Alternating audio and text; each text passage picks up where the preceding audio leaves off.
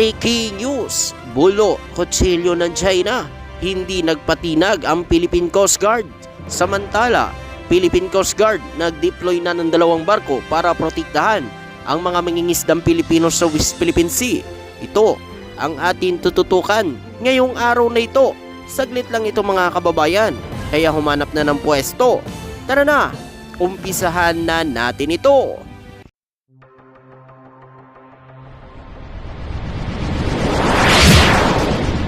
Trupang Hilonggo, Please subscribe subscribe and like. and share. Ayon naman sa balita, sumakay ang China na may hawak na mga bulo, kutsilyo at iba pa na parang mga pirata. Ito ay kung paano ilarawan umano ng Armed Forces of the Philippines mas detalyado at pinakabagong mga aksyon umano ng China Coast Guard laban sa mga tropang Pilipino sa Ayungin Shoal at Sikon Thomas Shoal. Isang malapitang konfrontasyon umano ng resulta sa mga pinsala na pagkumpiska at pagkasira ng kagamitan at nag-trigger na bagong kondina mula sa Maynila at sa mga internasyonal na kalyado nito. At ayon pa sa nakalat nating impormasyon, hindi lang umano kagamitan ang nasira ayon umano sa Armed Forces of the Philippines. Meron din umanong sundalo ang nasugatan at ayon pa dito, naputol umano ang daliri ng isang sundalo. Nagpapakita lang umano ito na hindi umano nirerespeto ng China ang karapatan umano ng Pilipinas sa mga teritoryo nito na pag-aari umano ng Pilipinas diyan sa West Philippine Sea. Ang patuloy na pagiging agresibo umano ng China ngayon ay nagpapakita lang ito na hindi nila sinusunod ang internasyonal na batas. At ayon pa dito, 3 araw pagkatapos ng mga insidente noong Hunyo 17, ikinuwento umano ng Armed Forces of the Philippines Chief Alfonso Torres kung paano illegal na sumakay umano ang tauhan ng China Coast Guard sa mga bangka umano ng Philippine Navy, isa-isang resupply mission. At ayon pa dito sa isang press briefing sa Puerto Princesa sa Palawan, sinabi umano ni Torres na nasamsam umano ng mga tauhan ng China Coast Guard ang 7 disarmable na baril na inside gun case of sa makatuwid ay hindi ginamit na sa misyon. At ayon pa dito, ang mga tauhan umano ng China Coast Guard sa kalaunan ay sinadyang umanong tinusok ang rigid hull, inflatable boat at ng hukbong pandagat gamit ang mga kutsilyo at iba pang matutulis na kasangkapan umano.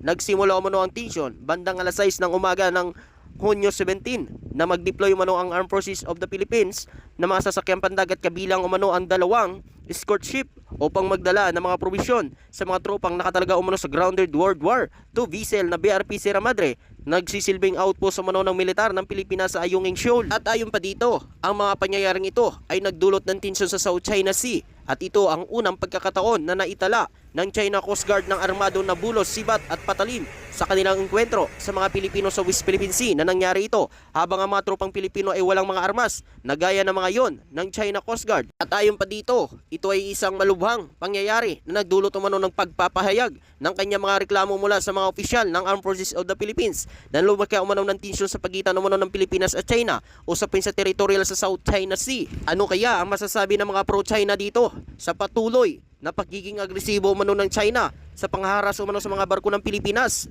At ayon pa dito, ano kaya ang makukomento dito ng mga pro-China na isa sa mga sundalo ng Pilipinas ay naputulan ng daliri dahil sa pag-iit umano ng karapatan ng Pilipinas sa mga teritoryo umano nito sa West Philippine Sea?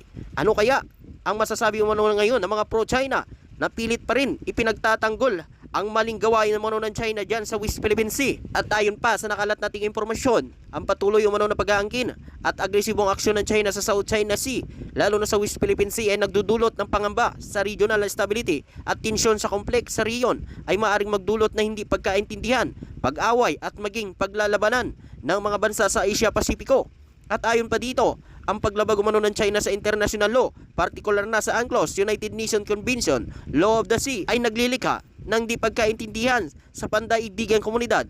Ito ay maaaring magdulot na pagbawas sa tiwala sa China bilang isang ahensya ng international community. Pa dito, ang pagpapakita ng agresyon ng China lalo na sa mga maritime routes o freedom of navigation ay maaaring magdulot ng pagkapinsala sa kalakalan at paglipat ng mga kalakal sa riyon.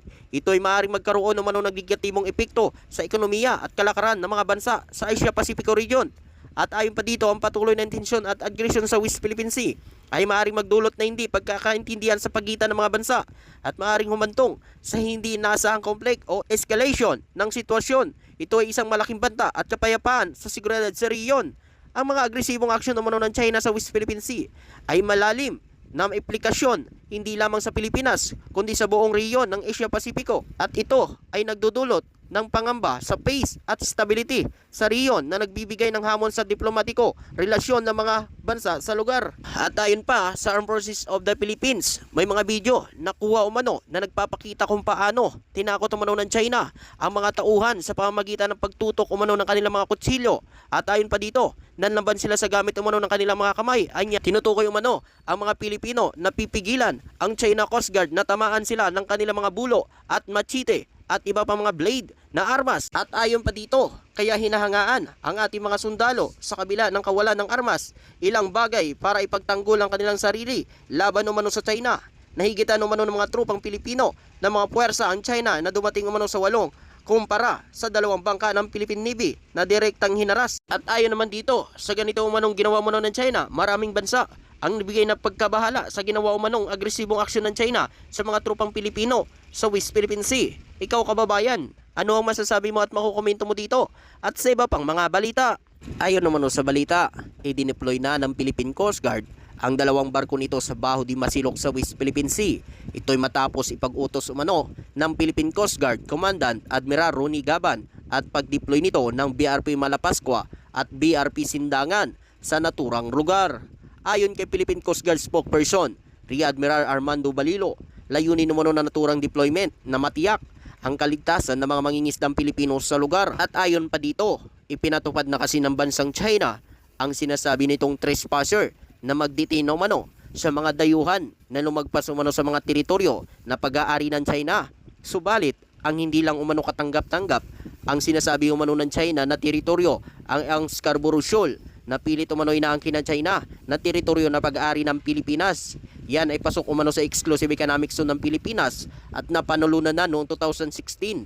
Subalit ang China ay hindi ito matanggap, kaya patuloy ang panghaharas umano ng mga barko ng China tuwing maghahatid umano ng mga resupply mission sa Ayungin Shoal na kung saan naka-outpost umano ang barkong BRP Sierra Madre na nakatalaga umano ang mga sundalo para bantayan ito. At ayon pa dito, nakipag-usap din ang mga tauhan umano ng Philippine Coast Guard sa 2 lokal na mangingisda na nasa shoal at sinuri ang kalusugan at mga operasyon ng mga mangingisdang Pilipino na nangingisda umano sa West Philippine Sea. Sinabi pa ni Balilo na napag-usapan umano nila na banta ng China Coast Guard na pag-aristo sa mga hindi Chinese na mangingisda sa West Philippine Sea. Tiniyak naman ng Philippine Coast Guard sa mga mangingisda na sisiguraduhin ang mga tauhan nito ng kanilang mga kaligtasan at magbibigay ng seguridad sa kanilang mga aktibidad sa pangingisda. At ayon pa sa nakalat nating impormasyon, ang ganitong manong batas na ipinatupad umano ng China ay isa sa mga strategy nito para sakupin at lisanin na ng Pilipinas ang Scarborough Shoal para maangkin na umano ng China ang Scarborough Shoal na pilit nitong inaangkin na kanila daw yung teritoryo at hindi ito papayagan umano ng gobyerno ng Pilipinas at patuloy itong ipagtatanggol dahil yan ay sakop pa umano ng Pilipinas at hindi yan pag-aari umano ng China.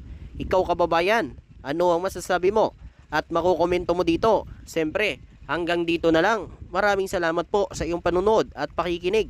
Salamat po.